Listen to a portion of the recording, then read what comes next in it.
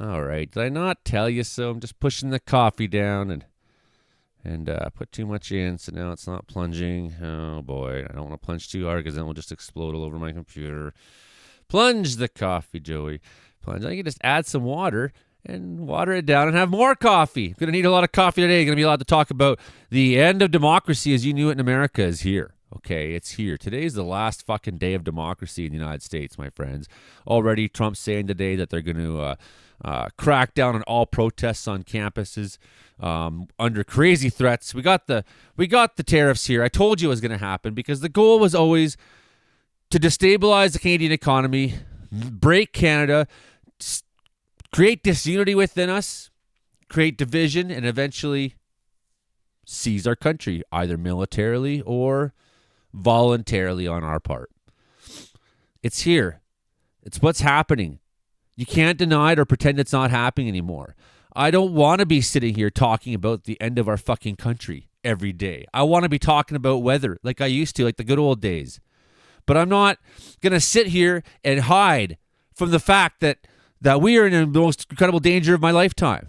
I'm not going to sit here and deny that 280 million acres of U.S. forest now that's national forest that's now going to be allowed to be cut down is good for my future, is good for climate change, is good for my children. It's my children I'm most scared of. I brought children into this world knowing someday this stuff would happen, but things got a little bit more nice, during the Obama time. And I thought, well, hey, it's not so bad. Maybe we should have kids, fuck, the world isn't going as bad as I thought it was going to.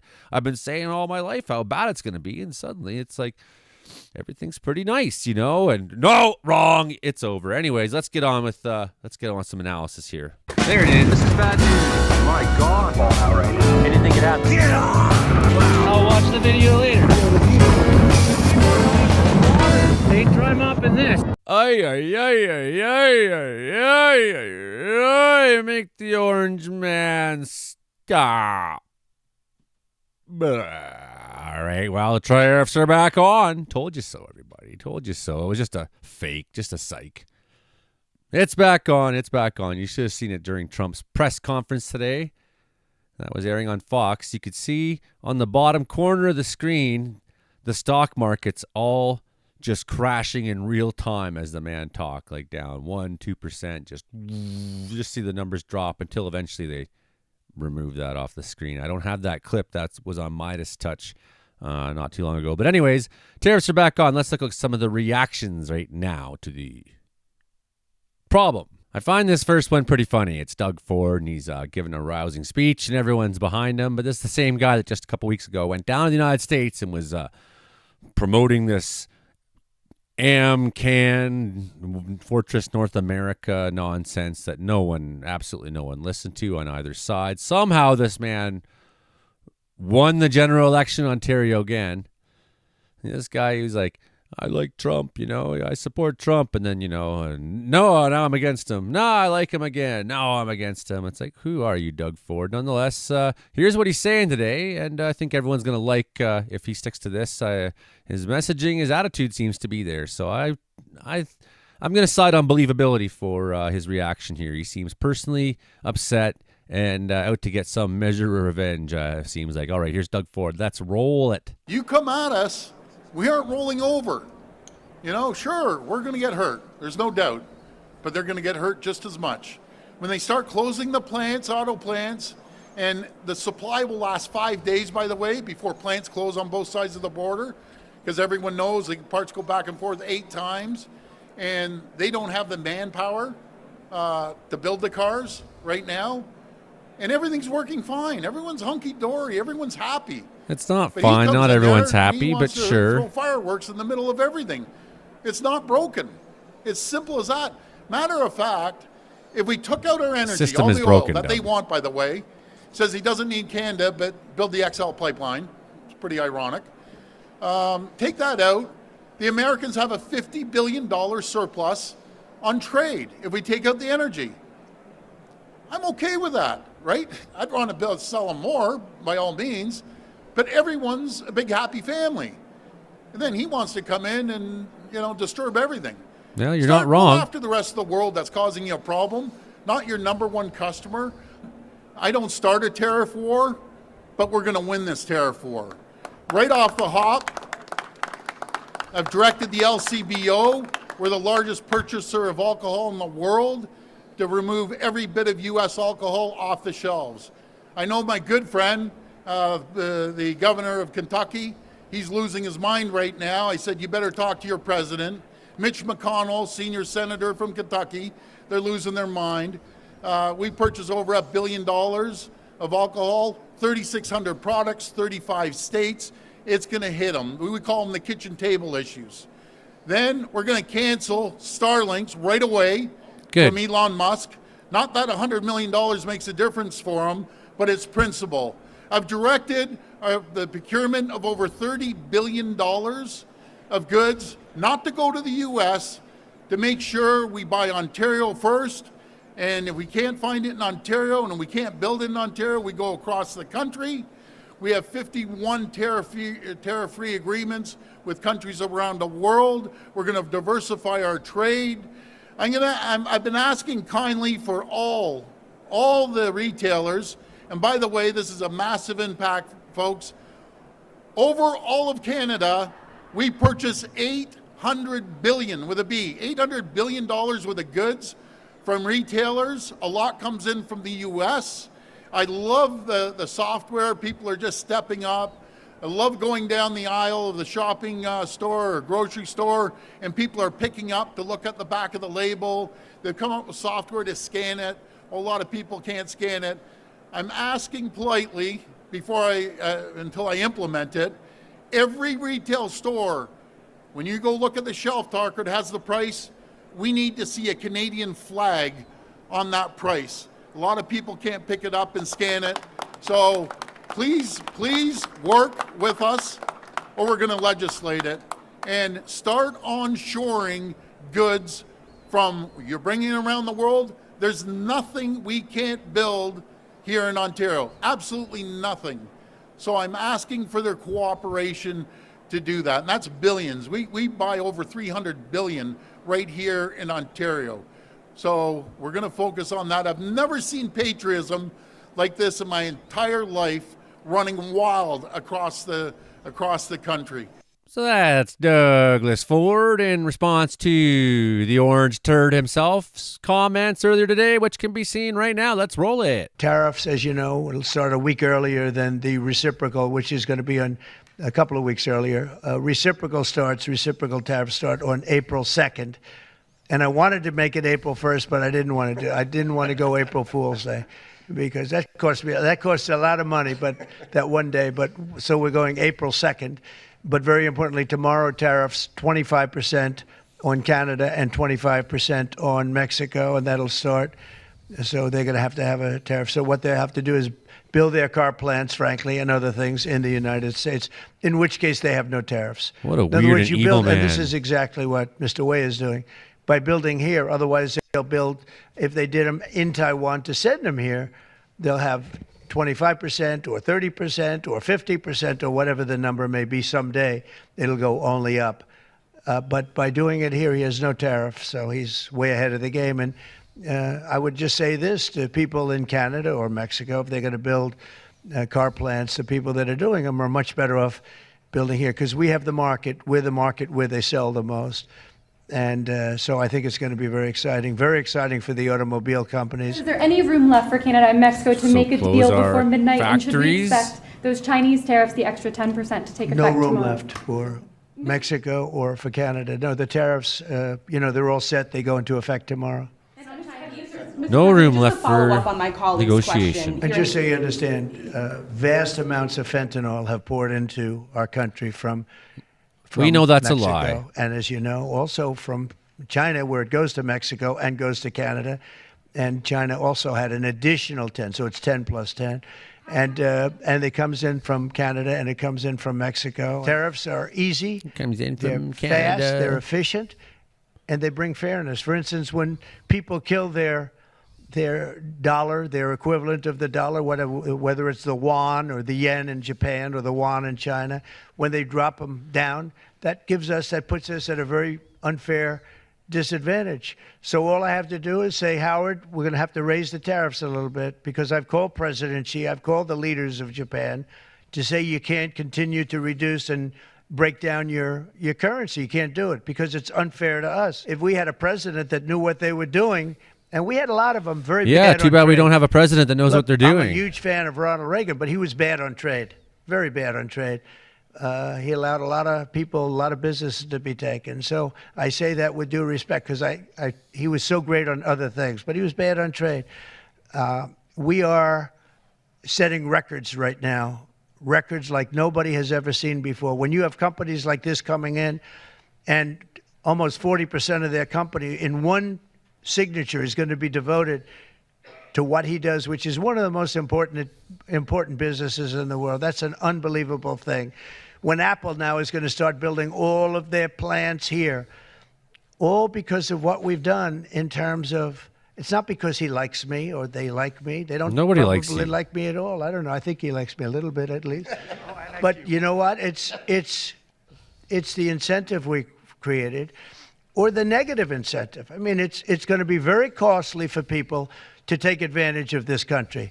They can't come in and steal our money and steal our jobs and take our factories and take our businesses and expect not to be punished. And Who's they're being actually punished doing by that? tariffs. It's a very powerful weapon that politicians haven't used because they were either dishonest, stupid, or paid off in some other form. Here's Foreign Affairs Minister Melanie Joly saying that Canada will respond with billions of dollars in countermeasures should the tariffs go ahead tonight. So first and foremost, I know that a lot of Canadians are asking themselves what is going on right now due to the threat of imposition of tariffs by the Trump administration. So first and foremost, our efforts are still ongoing. We've been in contact with the Trump administration, and the Minister of Finance, Dominic LeBlanc, has been in contact how's that with his going? counterpart, myself as well. And meanwhile, also, the Ministers of Public Safety and Immigration met with Tom Homan, the border czar of Trump, on Friday. It was a positive meeting, and we have a very strong border plan. We've invested in it. It is working. We're doing it for ourselves. And of course, it is part of the ongoing conversations we're having with the Trump administration. Should we have any more information, of course, we will provide you that information. But meanwhile, let's be clear. If Trump is imposing tariffs, we're ready. We are ready with $155 billion worth of tariffs, and we're ready with the first tranche of tariffs, which is $30 billion, which is already known. Mr. Trump has said publicly just now 25% tariffs on Canada and Mexico. No, quote, Sorry, it's no freezing room so left for much. Mexico or Canada. They're all set. They go into effect tomorrow. Is Canada just stuck bracing for impact at this point, Minister? So we are ready. And of course, I'll have the conversation with the Prime Minister when he lands, because he's coming from London. And I'm going into a cabinet room right now to talk with my colleagues about the Canada-US relation and, of course, the tariffs. So Melanie Joly saying $155 billion worth of tariffs are going to be enacted, and first round will be $30 billion. All right, so that's what she's saying right now. If they decide to launch the trade war, we are ready. If they want to annihilate Ontario, I'll do anything, including cutting off their energy. With a smile on my face, Ford said during his first news conference since winning a landslide victory. They need to feel the pain. They want to come at us, so we got to come back twice as hard, Ford said. And as we've seen, so Bank Canada saying severe economic consequences, right? That's Tim Macklem there. Severe economic consequences for the United States, and we're still waiting. The Prime Minister's on a plane, I guess, right now, so we're still waiting for comments from him, waiting to hear more from different premiers across Canada, I should say. I'm trying to read and talk at the same time. Canada's been racing to show the Americans it takes their border concerns seriously, but the border concern was all bullshit. And that's the thing. Everything they're saying is bullshit. It's all about trying to destabilize us, trying to wreck our sovereignty. We have to be strong. We have to be aware. Even slime balls like Warren Buffett are saying it's a bad idea. It doesn't matter. No amount of common sense is going to make it go away. No amount of common sense is going to work. No amount of speaking reason to these people is going to get us a better result right this time. We have to be ready to fight. We have to be ready to be united on this, right? Be united across political lines, be united across provincial lines, be united. But if these tariffs are put in place, it is going to hurt Americans. Anyone who has a 401k is going to be hit because the stock market is already hurting. Anyone who needs to fill their car up with gas is going to be hit. You are going to be putting tariffs, a tax on the oil and gas and electricity that we sell you. Totally absurd. Your grocery prices are going to go up because you know what you need to grow food in the United States? You need fertilizer. And 80% of it comes from Canada, and you're going to put a 25% tax on it?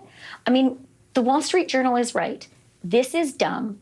This is utterly self-mutilating, and our retaliation is going to make it worse because we can't stand for these attacks on our economy. But if these tariffs are put in place, it is going to hurt Americans. Anyone who has a 401k is going to be hit because the stock market is already hurting. Anyone who needs to fill their car up with gas is going to be hit. You are going to be putting tariffs, a tax. I hear a very weird messaging from European sources about the U.S. exit of NATO, possibly announced at the SOTU State of the Union address tonight. And an invasion threat to Canada and Mexico is expected. I will share details if I can find proof, but I'm mentioning this as it was discussed on 3 different occasions today. Now check out this one from Trump today. So not only is the tariff war on, not only is the threat against Canada on and Mexico, not only is the possible dismantling of NATO a reality tonight, all federal funding will stop for any college, school, or university that allows illegal protests. Agitators will be imprisoned or permanently sent back to the country from which they came. Who defines what's an illegal protest? American students will be permanently expelled or, depending on the crime, arrested. No masks. Thank you for your attention on this matter. Terrifying, folks. Terrifying.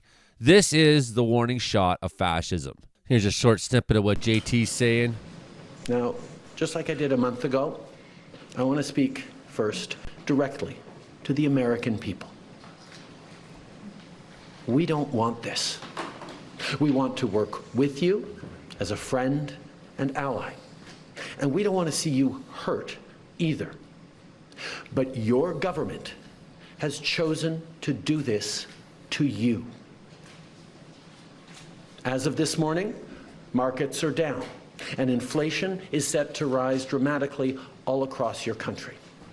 Your government has chosen to put American jobs at risk at the thousands of workplaces that succeed because of materials from Canada or because of consumers in Canada, or both. They've chosen to raise costs for American consumers on everyday essential items like... Now, just like I did a month ago, I want to speak first directly to the American people. We don't want this.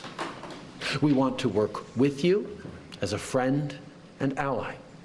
And we don't want to see you hurt either. But your government has chosen to do this to you. As of this morning, markets are down, and inflation is set to rise dramatically all across your country. Your government has chosen to put American jobs at risk at the thousands of workplaces that succeed because of materials from Canada or because of consumers in Canada, or both. They've chosen to raise costs for American consumers on everyday essential items like... Stock markets are crashing, panic, disarray, chaos. Told you. Told you it was coming. Told you it was coming, everybody.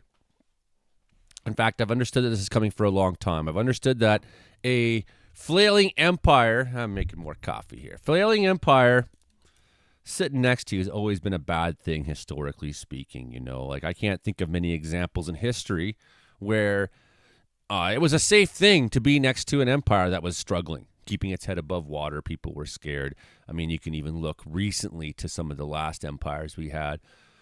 You know, the Russian Federation came out of the Soviet Union, right? It was essentially a empire.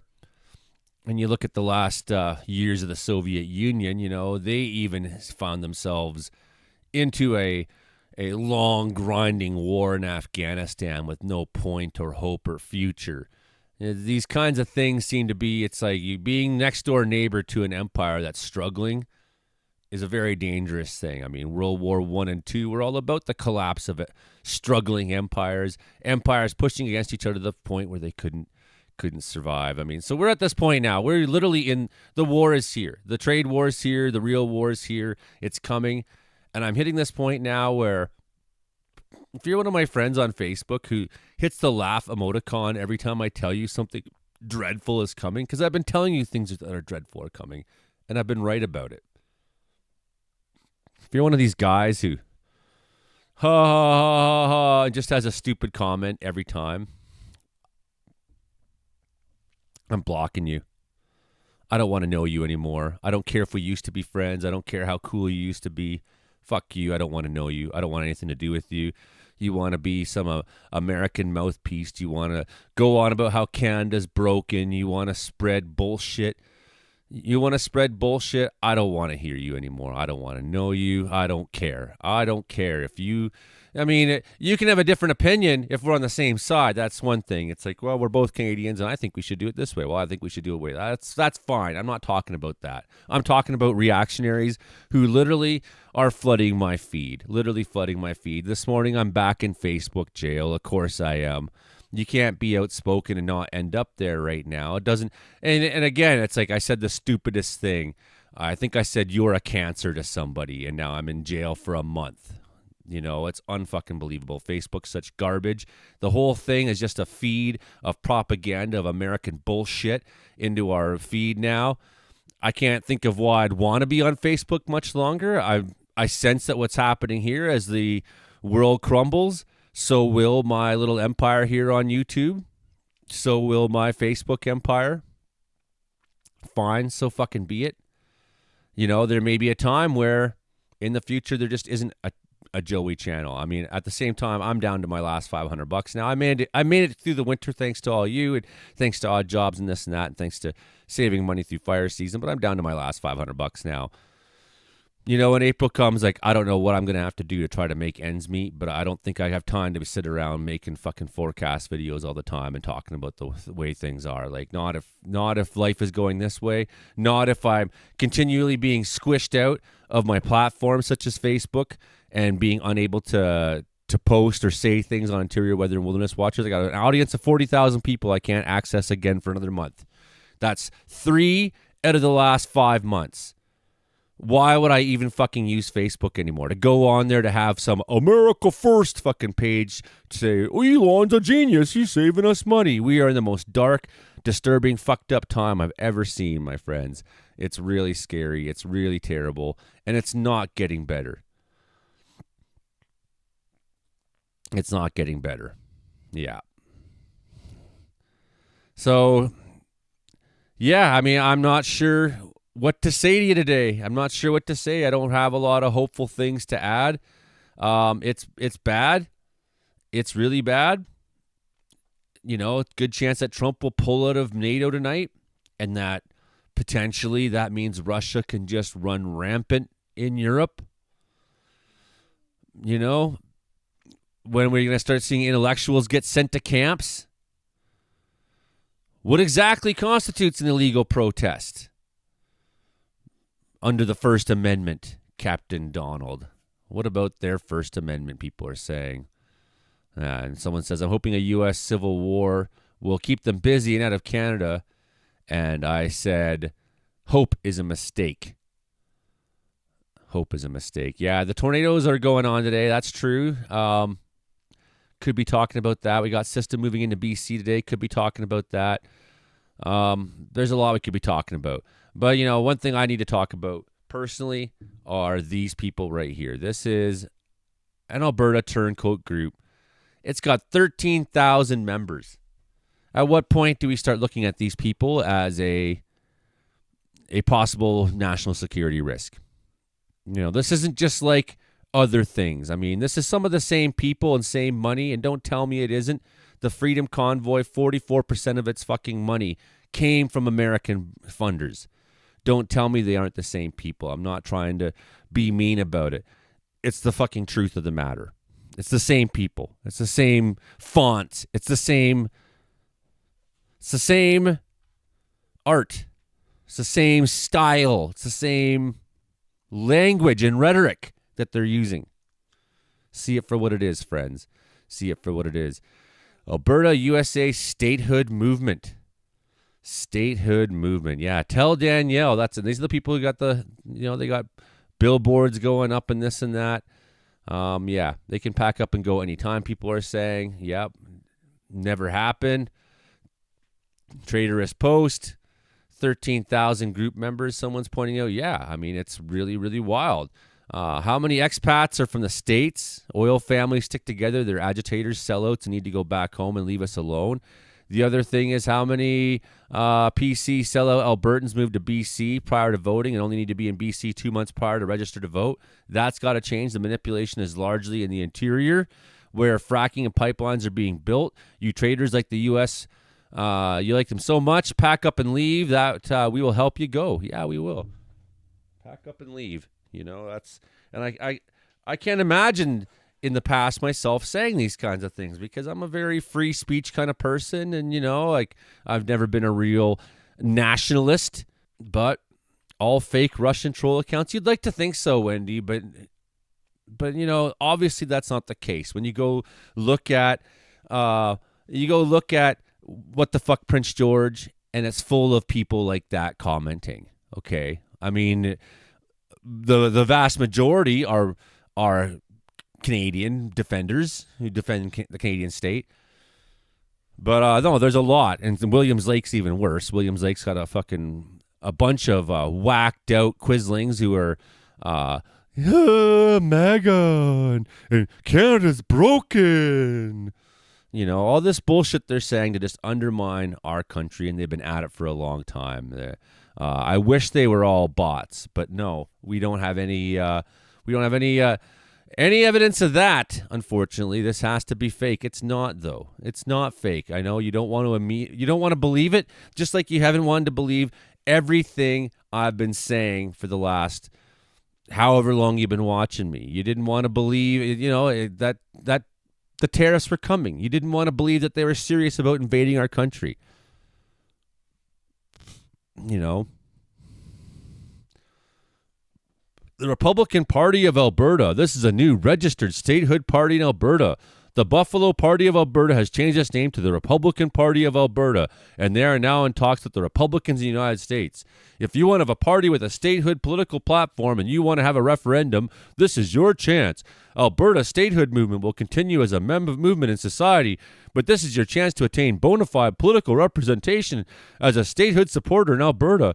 If you'd like to join the Alberta Republicans, so here's where you can send your hate mail.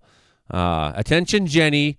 Join AlbertaRepublicans.com. Dear Jenny, go fuck yourself in the head. So whether it kills my channel or not, or kills my Facebook, or kills my empire, and I go back into obscurity, and Joey Only the Caribou Weather Dude was a thing that happened for a little while before I got shut down by Google for speaking out too much, for being willing to be a resistance leader, for being willing to go to war against these people, for being willing to defend my country. This is what I have to say to you now.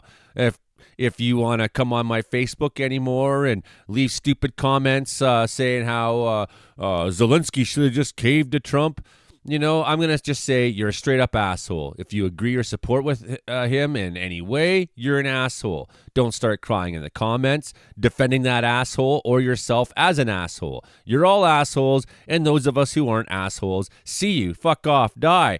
That's from my friend Justin out there in Eastern Ontario. I thought that was a really well-written and thoughtful point. I really do appreciate the intellectual gravity of what he's trying to say there.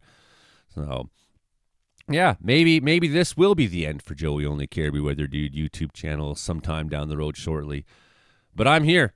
I'm here for now. I'm here to preach resistance. I'm here to preach fight. I'm here to preach strength and unity and peace and standing up to these fucking bastards. I'm here to say what Charlie says. We're not going to kiss the ring of the robber barons. We're not going to bow to you. I'm here to say I have faith that we can stand together and get something out of this, get through this somehow. I have faith that Donald Trump can be defeated. I have faith that Elon Musk will be defeated, that humanity can triumph. We have to, for the state of the world, for the state of our climate, our environment, the creatures, the children.